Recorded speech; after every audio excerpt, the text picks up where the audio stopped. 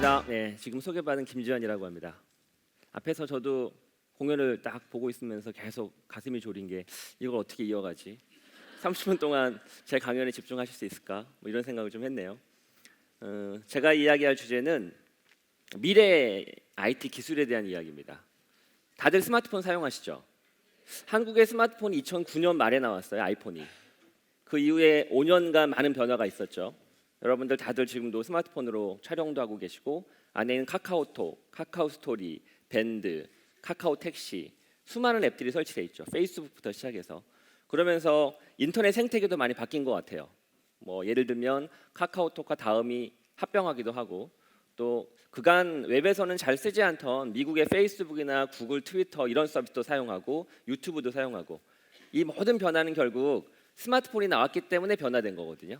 그 전에는 컴퓨터가 나왔기 때문에 우리가 검색도 하게 되고 인터넷에서 쇼핑몰도 하게 되고 게임도 하게 되고 그랬던 것처럼 정리를 하면 2000년도에 이제 컴퓨터, 웹 그리고 2010년도에 스마트폰, 모바일 이런 새로운 IT 기술이 등장을 하면서 이 산업에, 경제, 우리 생활에 많은 변화가 생기죠.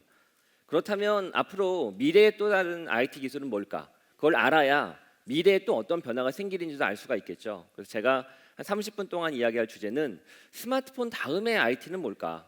더 중요한 건 그런 IT가 우리 삶과 우리 산업을 또 어떻게 바뀔까? 이거에 대한 이야기를 좀 해드리겠습니다. 영상 하나부터 좀 보고 진행을 하겠습니다.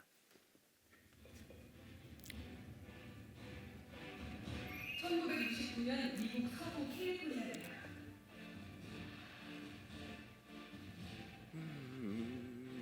그리고 북쪽으로 약 640여 킬로미터 떨어진 거리에 위치한 스탠포드 대학 연구소.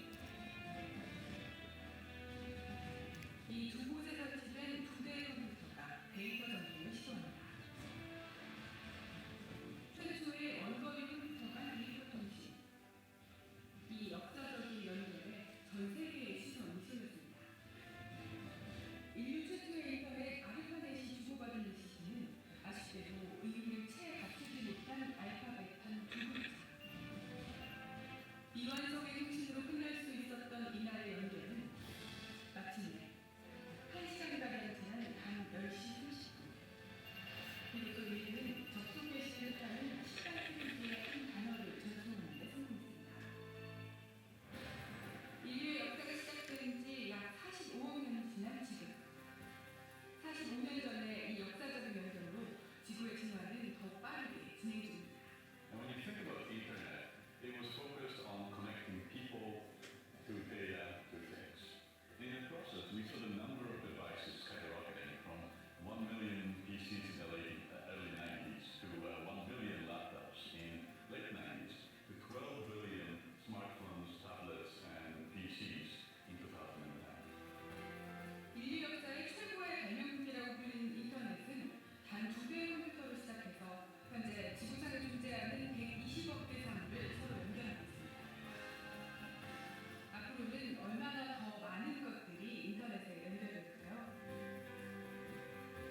Today, less than 1% of things in the physical world are connected. 만일 나머지 99%가 모두 연결되면 우리 세상은 또 얼마나 변할까요? So I think what's really here today about 40 to 50 billion devices potentially hooked to the internet. I don't know how big it'll be very, very large.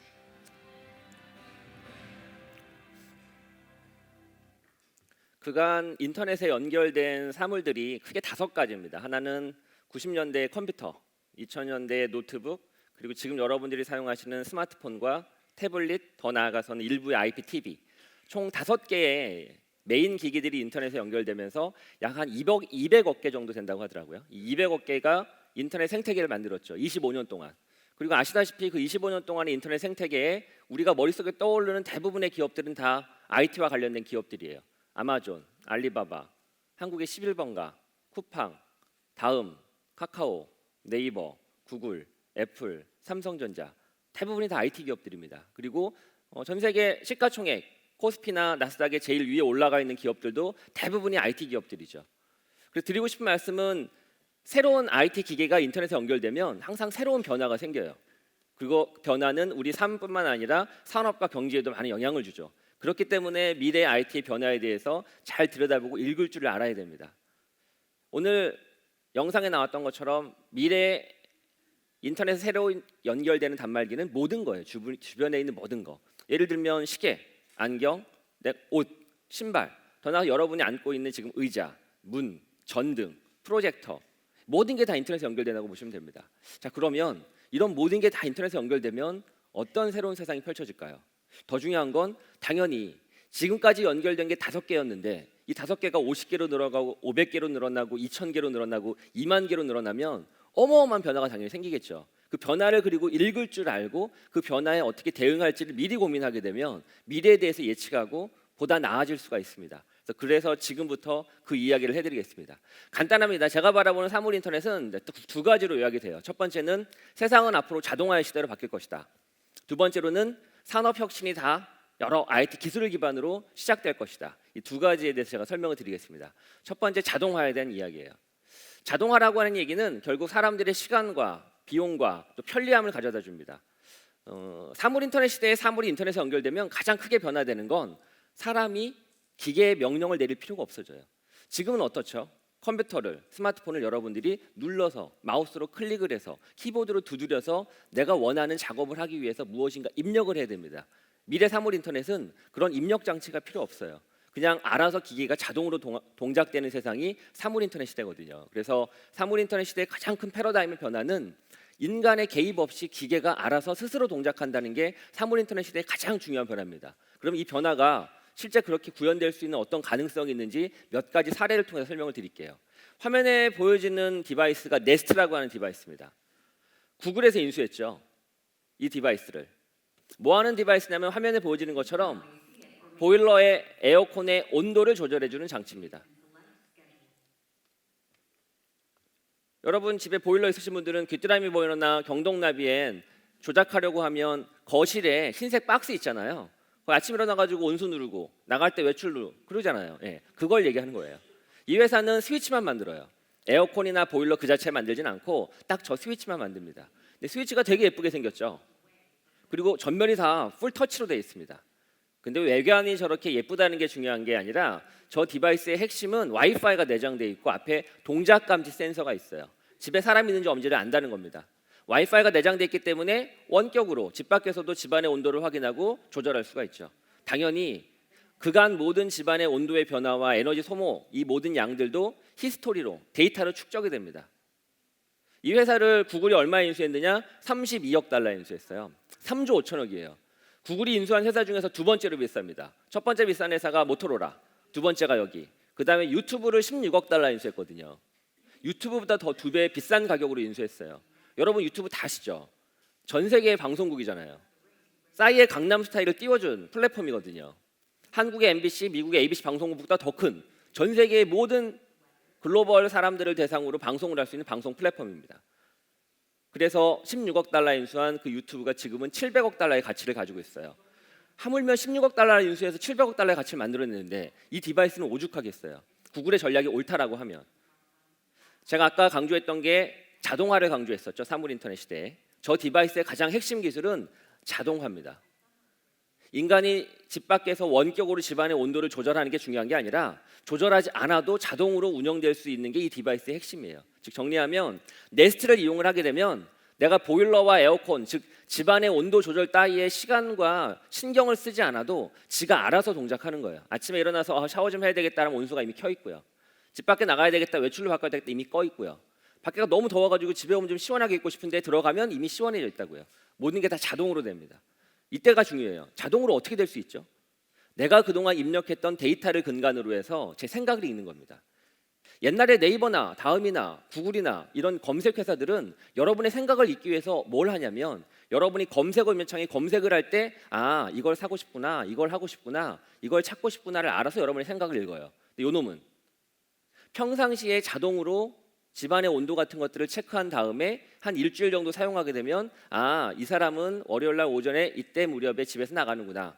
집에 들어오게 되면 집안의 온도가 바깥에가 더우면 항상 온도를 낮추는구나. 이런 걸 기억해서 컨텍스트를 자동으로 인식합니다. 그래서 아, 이쯤 되면 온도를 이렇게 하고 싶겠거니라고 맞추는 거예요. 실수를 하면 이게 더 중요하죠. 실수를 하게 되면 스스로 자가학습을 합니다. 이걸 머신러닝이라고 하고 딥러닝이라고 하죠. 기계가 스스로 학습을 해서 사람의 컨텍스트, 즉 마음을 읽는 겁니다.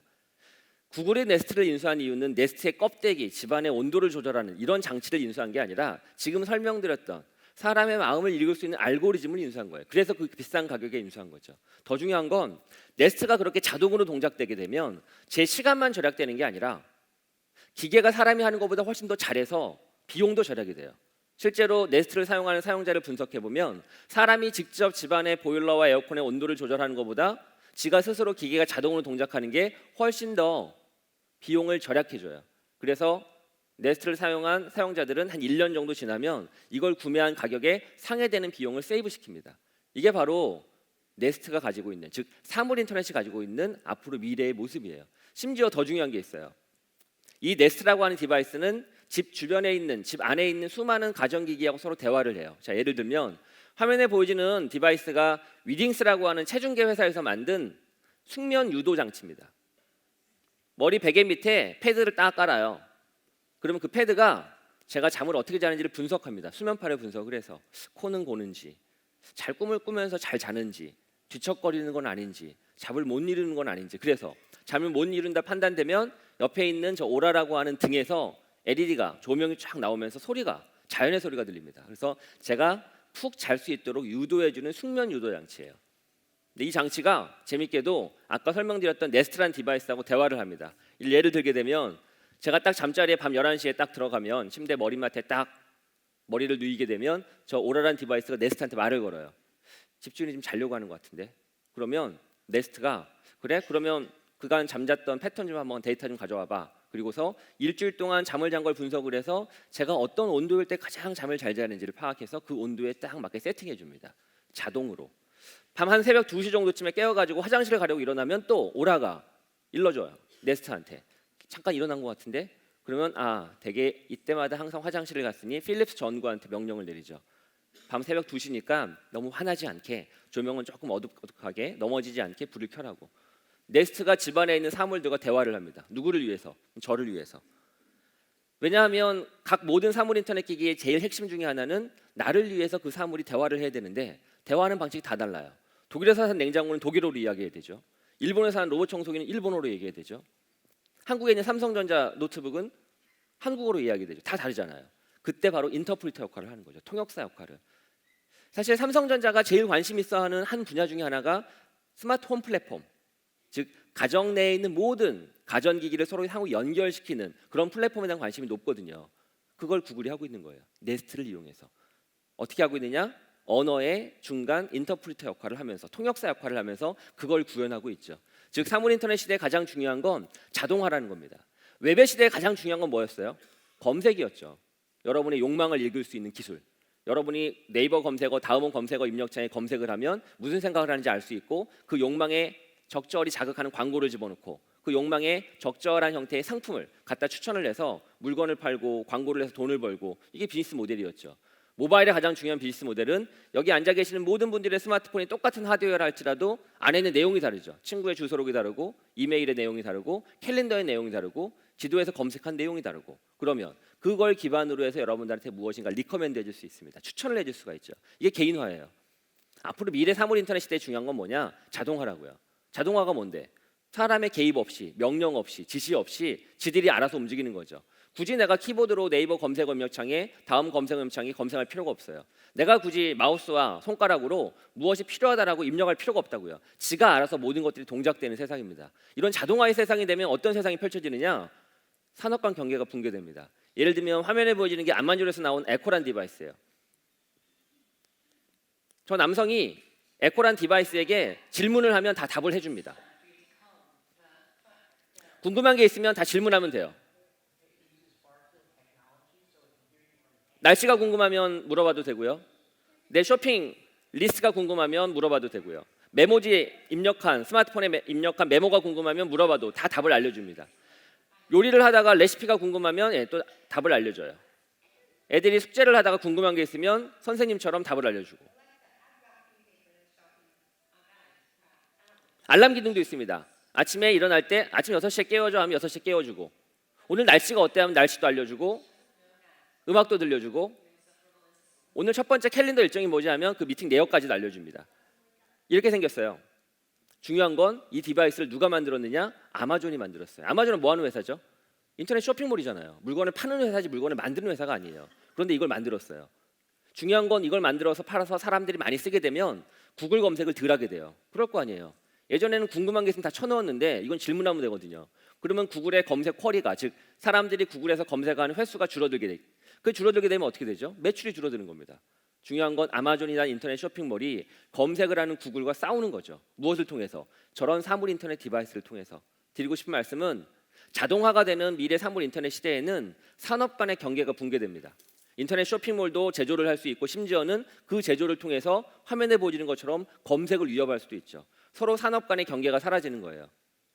중국에 있는 알리바바라고 하는 인터넷 쇼핑몰은 미국의 나스닥에 상장하면서 아마존보다 훨씬 더 큰 회사가 됐는데 시가총액이 훨씬 높거든요. 알리바바의 가장 큰 경쟁적 중에 하나는 사실은 알리페이라고 하는 금융입니다. 거기서 말하는 금융은 은행과 카드를 대체하거든요. 즉 알리페이에 저축을 하면 은행에 저축하는 것보다 이자를 많이 주고요. 알리페이를 이용을 하게 되면 굳이 신용카드가 필요 없어요. 알리페이 앱 가지고 온라인, 오프라인 아무 데서나 결제할 수가 있거든요. 너무 편해요. 정리를 하면 인터넷 쇼핑몰인 유통, 즉 전자상거래 업체가 금융을 한 거예요. 미래 사물 인터넷 시대에는 업의 경계가 사라집니다. 업의 경계가 사라진다는 얘기는 한 회사가 우리 회사는 제조업이니까 물건만 만들어야지, 우리 회사는 금융회사니까 은행만 운영해야지, 카드사만 운영해야지, 우리 회사는 광고회사니까 광고만 해야지, 우리 회사는 통신사니까 통신만 해야지, 이런 경계가 사라진다는 겁니다. 그게 앞으로 5년 후 본격적으로 대두될 사물 인터넷 시대의 가장 중요한 패러다임입니다. 또 다른 패러다임도 있어요. 화면에 보여지는 건 위딩스라고 하는 체중계입니다. 여러분 다들 집에 체중계 한 대씩은 있으시잖아요. 이 체중계는 와이파이가 내장돼 있어요. 여러분이 체중계에 올라가는 순간 작은 액정창에 여러분의 체지방과 체중이 뜨죠. 여러분 머릿속에만 기억되는 게 아니라 와이파이를 타고 데이터로 저 위딩스 회사의 서버에 저장이 됩니다. 그렇게 저장된 정보는 내 스마트폰과 컴퓨터와 태블릿을 통해서 수시로 확인할 수가 있죠. 일부 여성분들이 스트레스를 받겠지만 그렇게 기록된 데이터를 기반으로 보다 투명하고 체계적으로 내 체지방과 체중의 변화에 대한 내역을 확인할 수가 있어요. 그래프로 비교할 수가 있기 때문에 좀 더 정확한 근거가 되는 거죠. 가족 구성원 8명까지 자동으로 인식해요. 그래서 엄마, 아빠, 아들, 딸 다 다르게 저장됩니다. 내가 지정한 특정인과 공유할 수도 있어요. 예를 들면 주치의 선생님이나 혹은 헬스 트레이너 선생님. 그래서 체중 관리가 아주 꼭 제대로 해야 되는 운동선수나 혹은 당뇨가 있거나 몸에 이상이 있어서 체지방이나 체중 관리를 제대로 해야 되는 환자들한테는 유용하겠죠. 굳이 어떤 이상 증후가 있을 때 병원에 가지 않아도 평상시에 모든 정보가 병원 의사 선생님과 공유되기 때문에 사전에 병에 대한 예방과 이런 것들도 치료도 보다 쉬워지거든요. 중요한 거는 기존에 우리 머릿속에만 들었던 기억이 사물 인터넷 덕분에 측정이 되어서 어딘가 축적되고 축적된 게 분석되어서 보다 나은 서비스로 제공이 된다는 겁니다. 결국 의료 혁신, 즉 병원의 혁신에 저런 디바이스가 도움을 주거든요. 위딩스라는 회사는 혈당계도 만들어요. 그 혈당계도 인터넷에 연결되어서 내가 측정한 혈당에 대한 정보가 저장이 되죠. 여러분이 혈당을 재고 당뇨를 재도 당뇨 수치가 이게 심각한 건지 문제가 있는지 알 수가 없어요. 하지만 그렇게 저장된 인터넷에 축적된 데이터는 적절한 전문가나 알고리즘에 의해서 내가 분석하지 않아도 자동으로 분석해서 결과를 알려주죠. 일례로 화면에 보여지는 게 체온계예요. 근데 저 체온계는 재밌게도 액정이 없어요. 온도를 어떻게 재죠? 아이가 아파서 저걸로 온도를 재려고 하는데 액정이 없다고요. 저 한쪽 반쪽 끝을 스마트폰에 가져다 대면 4인치 스크린이 액정으로 바뀝니다. 얼마나 넓고 좋아요. 더 중요한 게 있죠. 인터넷에 연결된 스마트폰이기 때문에 단순히 숫자가 나오지 않아요. 28도네요, 29도네요 이렇게 숫자가 떨어지지 않고 그 숫자가 내포한 의미를 알려줍니다. 이 온도는 지금 심각한 상황이에요. 괜찮아지고 있군요 라고 하는 텍스트를 알려준다고요. 컨텐츠를. 사물 인터넷 시대에는 아까 설명드렸던 것처럼 과거와 달리 우리가 찾아 나서고 확인하고 애가 지금 어저께 28도였는데 오늘 29도가 됐네 어떻게 하지? 막 검색할 필요가 없다고요. 모든 사물 인터넷 디바이스가 자동으로 데이터를 수집을 해서 그걸 가지고 분석을 해서 화면을 통해서 알려주기 때문에 사람의 개입과 명령 지시 없이도 자동으로 운영된다는 겁니다. 첫 번째로 드리고 싶은 사물 인터넷의 가장 큰 변화는 바로 자동화를 얘기하는 자동화. 미국에서 전기 자동차 테슬라가 엄청 인기거든요. 그 전기 자동차의 핵심은 기존의 경유와 휘발유로 가던 에너지가 전기로 바뀌었다가 중요한 게 아니라 인터넷에 연결된다는 게 중요해요. 테슬라 전기 자동차에서도 고민하고 있는 건 인터넷에 연결된 이 자동차를 어떻게 주변 사물과 또 연결시킬까 이걸 고민하고 있어요. 화면에 보여지는 건 테슬라 전기 자동차가 배터리가 없어서 전기가 필요할 때, 에너지가 필요할 때 주변에 있는 전기 자동차 배터리한테 알려주는 겁니다. 나 충전 좀 해줘. 그러면 자동으로 지들끼리 대화를 해서 충전이 돼요. 사람의 개입이 필요 없는 거예요. 바로 이게 사물 인터넷 시대의 가장 중요한 가치라고요. 그 미래가 멀지 않았어요. 이미 지금 시작되고 있습니다. 특히 자동차 분야에서는 사물 인터넷에 지금 설명드렸던 이런 자동화 기술, 연결 기술이 가장 극대화해서 진행이 되고 있습니다. 미국 뉴욕에서 이렇게 자동차끼리 서로 교통 정보를 주고받는 차량 간 교통의 시범 운영입니다. 박정희 특파원이 취재했습니다.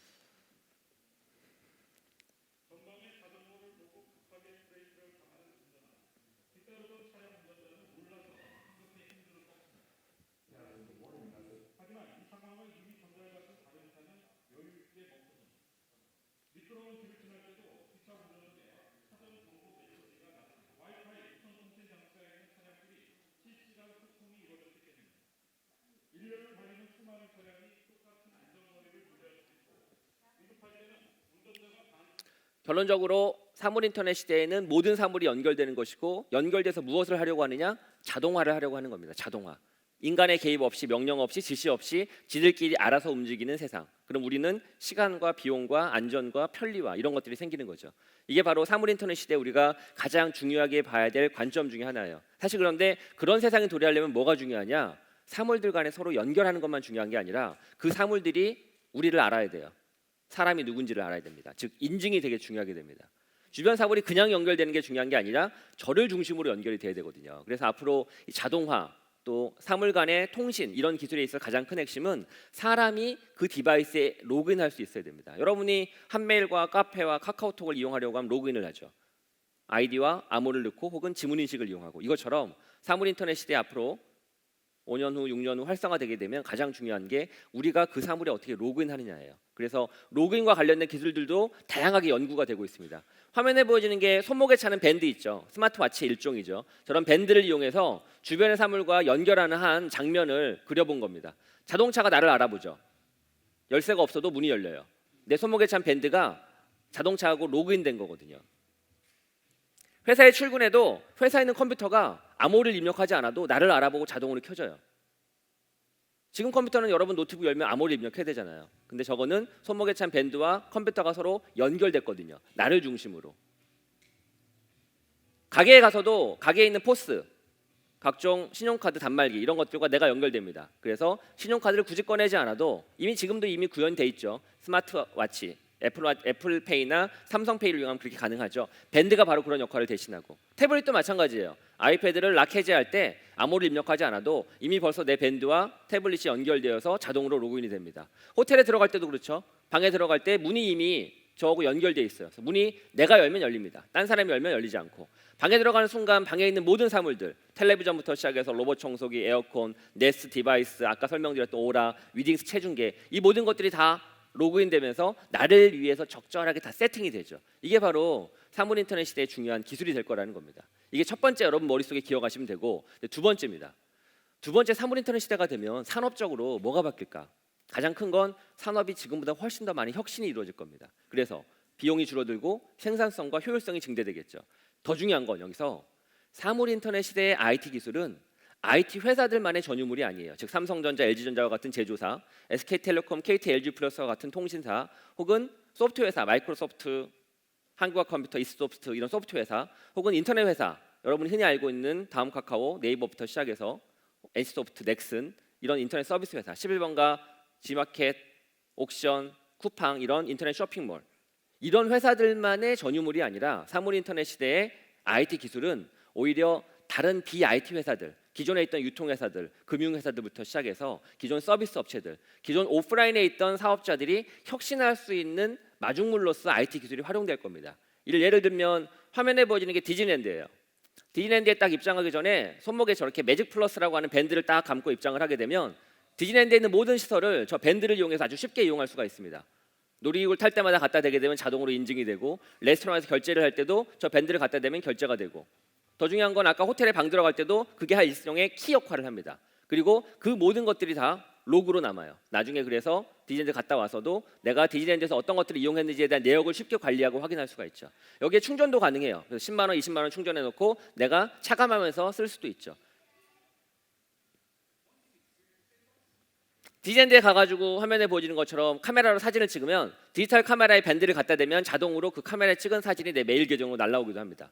디즈니랜드는 철저한 오프라인 기업이거든요. 근데 그 오프라인 기업이 IT 기술을 활용해서 손목에 찬 밴드 기술을 활용해서 웨어러블 디바이스죠. 그걸 활용해서 본인들의 디즈니랜드에서의 이용자 경험, 사용자 경험을 극대화시킨 거죠. 사람들은 오프라인 속에서도 IT 기술을 활용해서 사물 인터넷 기술을 활용해서 오프라인에서 엔터테인먼트를 즐기는 게, 즉 놀이기구를 타는 게 훨씬 더 즐거워진 거죠. 이게 앞으로 미래 사물 인터넷 시대에 가장 중요한 화두가 될 거라는 거죠. 정리하면 BIT 회사도 IT 기술을 활용을 해서 더 도약할 수 있는, 혁신할 수 있는 계기가 만들어진다는 겁니다. 이런 움직임은 꼭 디즈니랜드뿐만 아니고 여러 군데서 이루어지고 있어요. 대표적인 게 마텔이라고 하는 장난감 완구 회사예요. 아시다시피 2010년도부터 스마트폰의 보급과 함께 아이들이 가지고 노는 장난감 완구와 인형의 매출이 줄어들기 시작하고 있어요. 애들이 관심이 없거든요. 애니팡 하트 충전하는 게 중요하지 그깟 인형이나 장난감 자동차에 관심을 안 가져요. 그래서 이 마텔이 밥 인형 만드는 회사거든요. 장난감 자동차 만드는 회사가 어떻게 하지? 어떻게 빼앗긴 아이들의 마음을 다시 장난감 아날로그로 돌릴 수 있을까? 이 고민을 하다가 새로운 장난감을 만듭니다. 앱티베트라는 장난감이에요.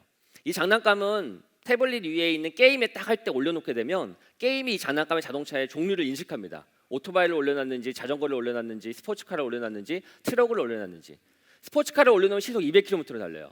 하지만 트럭을 올려놓으면 속도가 떨어집니다. 100km로. 대신 트럭은 파워가 세져서 부딪혀도 죽지를 않아요. 훨씬 더 게임이 입체적이죠. 손가락을 올려놓고 하는 게임보다 더 재밌어요. 예를 들면 배트맨 게임을 한다고 생각해 보세요. 배트맨 게임을 할 때 배트맨 A하고 B가 있어요. A를 올려놓으면 도끼를 쓸 수 있습니다. B를 올려놓으면 레이저를 쏠 수 있어요. A하고 B가 원가가 똑같이 3,000원인데 A는 5,000원에 팔고 B는 10,000원에 팔아요. 10,000원짜리가 팔리는 거죠. 왜? 디지털의 밸류가 다르기 때문에. 이게 바로 사물 인터넷 시대의 사물이 아날로그가 디지털, 비트와 서로 만나서 새로운 사용자 경험을 제공하는 겁니다. 앵그리버드라는 게임 아시죠? 이 게임은 이렇게 고무줄 총을 이용해 가지고 유리를 깨뜨리는 게임입니다. 시간 제한이 있어요. 그리고 무기의 개수 제한이 있고 깨기가 참 힘들어요. 그런데 저 오른쪽 위에 있는 저 돼지 인형 저걸 딱 사서 게임을 할 때 슬쩍 올려놓게 되잖아요. 그럼 갑자기 무기의 개수 제한이 사라져요. 무제한으로 쏠 수 있습니다. 웬만하면 다 깨겠죠. 저 하나 가지고 있으면 아이들 사이에서 영웅이 돼요. 저게 잘 팔리니까 또 다른 돼지 인형을 만들어요. 저 돼지 인형은 아까와 같이 고무줄 총을 이용하지 않고도 아주 쉽게 게임을 깰 수 있는 방법을 제공합니다. 잘 안 깨질 때는 갖다 대면 그냥 깨지거든요. 이렇게 안 팔리던 완구가 잘 팔리기 시작해요. 디지털과 아날로그가 만나서 하모니를 이룬 거죠. 그래서 스타워즈 완구도 만듭니다. 스타워즈 완구를 저렇게 시리즈로 만들어서 게임을 할 때 슬쩍 올려놓으면 안 보이던 아이템과 무기가 등장을 해요. 친구들보다 훨씬 더 강력한 무기를 이용해서 게임을 할 수가 있어요. 아날로그가 디지털과 화답을 한 거예요. 바깥에 있는 장난감 완구와 내 태블릿이 서로 상호 연결된 거죠. 사물과 사물이 연결되어서 더 즐거움과 입체적인 경험을 제공한 겁니다. 이게 사물 인터넷 시대에 가져다 줄 가장 큰 변화라는 거죠. 사물 인터넷 디바이스는 어마어마하게 많아요. 제가 쭉 시장을 조사해 보니까 2,000개가 넘어요. 지금 나와 있는 디바이스가. 앞으로 2만 개가 넘을 것 같습니다. 하지만 200만 개, 2,000만 개 될 것 같지는 않아요. 메인 디바이스들이 형성이 되겠죠. 그게 손목에 차는 밴드가 더 많이 팔릴지, 안경과 같은 디바이스가 더 많이 팔릴지, 집안 어딘가에 두는 홈 가전용 디바이스가 많이 팔릴지, 사무용 회사에 두는 디바이스가 많이 팔릴지, 혹은 공장에 설치하는 디바이스가 많이 팔릴지, 드론과 같은 장치가 많이 팔릴지, 아까 설명드렸던 검색을 대체할 수 있는 유틸리티성, 에코와 같은 디바이스가 많이 팔릴지는 아직은 모르겠는데 수많은 디바이스가 나오고 있습니다.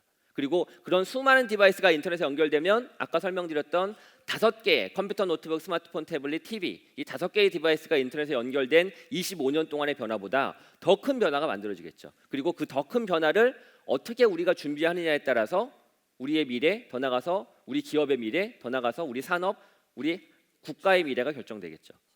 그걸 잘하고 있는 회사 중에 하나가 샤오미죠. 화면에 보이는 게 샤오미에서 만든 디바이스들이에요. 샤오미는 현재 한 40개가 넘는 사물 인터넷 디바이스를 만들고 있습니다. 회사는 5년밖에 안 됐어요. 지금 이 회사의 기업 가치는 45조가 넘습니다. LG전자가 7조밖에 안 돼요. 기업 가치가. 미래를 준비하느냐, 현재 매몰되어 있느냐에 따라서 회사의 가치가 이렇게 달라집니다. 개인의 가치도 마찬가지죠. 화면에 보이는 작은 스타트업은 디지털 도장을 만드는 업체입니다. 여러분들 커피숍 같은 데 가면 다음에 또 오라고 커피 시킨 잔수에 맞게끔 도장 찍어주시죠. 근데 그 종이 쿠폰을 커피숍마다 다 들고 다녀야 돼요. 카페베네, 스타벅스, 엔젤리너스, 요 놈은 스마트폰이 찍어줘요. 여러분이 스마트폰에 찍어주면 어떤 장점이 있느냐? 여러분은 스마트폰만 가지고 다니면 되죠. 아주 투명하게 잘 보이거든요. 스타벅스 7장 찍었네. 카페베네 4장 찍었네. 점주는 더 좋아요. 점주는 분석할 수 있거든요. 오늘 170명한테 270장을 찍어줬구나. 종이 위에 찍어주면 알 수가 없거든요. 분석만 하나요? 관리할 수 있죠. 예를 들면 일주일 동안 350명한테 찍어줬는데 8번째 장까지 찍고 일주일 동안 방문하지 않은 17명이 누군지 알 수 있어요. 그래서 그 17명한테 메시지를 보낼 수 있죠. 오늘 오시면 한 잔만 시켜도 1+1, 한 장 더 찍어드리고 2잔 드릴게요. 이럴 수 있다고요. 이게 바로 새로운 마케팅 방법이죠. 정리하면 사물 인터넷 시대에는 사물들이 인터넷에 연결되어서 데이터를 만들어내고 그것이 새로운 비즈니스와 산업 혁신의 기회로 삼게 됩니다. 강의를 정리하겠습니다. 사물 인터넷 시대에는 2가지만 머릿속에 기억하시면 돼요. 첫 번째, 세상의 모든 사물들이 연결돼서 나를 위해 자동으로 동작하는구나. 이걸 기억하시면 되고, 두 번째, IT 회사뿐만 아니라 BIT 회사도, IT와 전혀 무관한 회사도 IT 기술, 사물 인터넷 기술을 이용해서 혁신을 하겠구나. 그래서 IT가 영차 산업이 되겠구나. 그래서 이런 모든 변화를 통해서 결국 산업 간의 경계는 붕괴되겠구나. 그래서 내가 IT 제조업에 근무를 하든 서비스업에 근무하든 통신업에 근무하든 금융업에 근무하든 IT에 대한 기본적인 이해를 기반으로 세상의 가치를 혁신하는 그런 변화를 주도해야 되겠구나라고 하는 인사이트를 30분 동안 얻으셨으면 하는 바람으로 강의를 마치겠습니다. 감사합니다.